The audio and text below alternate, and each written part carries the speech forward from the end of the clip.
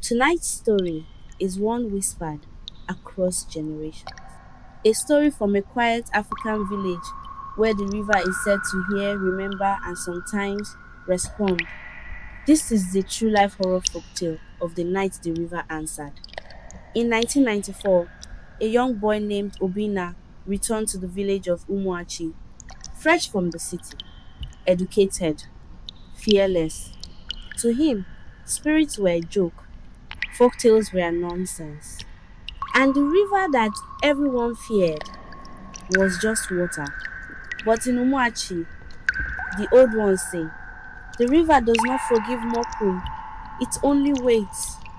Late one night, Obinna went to fetch water. He began whistling, a harmless tune. But whistling at night was forbidden, a taboo said to attract spirits searching for voices.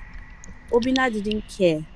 He kept whistling until something whistled back, low, crooked, mimicking him perfectly.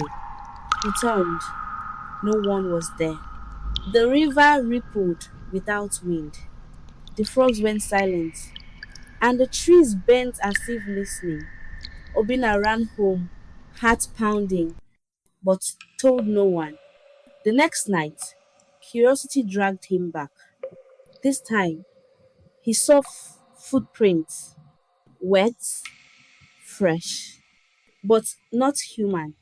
Long web dragging something heavy. They led out of the river and stopped abruptly, as if whatever made them simply vanished into thin air. Obinna bent to touch them. Silence, a choking silence. And then the river called his name. Obinna gargled, wet, spoken from below the water. He fled. When Obinna returned home shaking, his grandmother, Mama Nwori, knew instantly. She locked the doors, lit palm kernel candles, and told him the truth. The river housed an ancient spirit, Oshimiri Ndu, the keeper of forgotten paths, the punisher of mockery. Every 13 seasons, it claimed someone, and the last claim was made in 1981. This year was the 13th, and Obinna had been marked.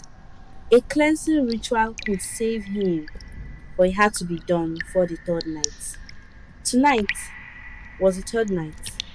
At 1 a.m., Obinna heard dripping water, but the roof wasn't leaking.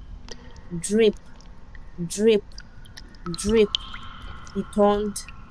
A shadow stood in the corner, dripping, shifting, breathing like something drowning, pale blue eyes, a smile too wide, water spilling from its teeth. It whispered one word, follow. Obinna tried to scream, but the river had stolen his voice. Invisible hands dragged him outside, step by step, toward the water. Villagers later said the river roared louder than it ever had. Some swore they saw a shape standing on the water, holding a boy's shadow. By dawn, Obinna was found lying at the riverbank, alive but changed. His skin was cold, his voice was gone. And sometimes, even in daylight, people saw water dripping from his ears, as if he never really left the river. 3 days later, Mama Worry died. Fear, they said. Obinna lived, but never spoke again. At night, villagers hear him whistling outside their huts. But it's not his whistle, it's the one that answered him. And every 13 years, the river grows restless, waiting, listening, remembering. Never mock what your ancestors feared. What you don't believe in may still believe in you. If you want more real African horror folk tales, like, share, and subscribe.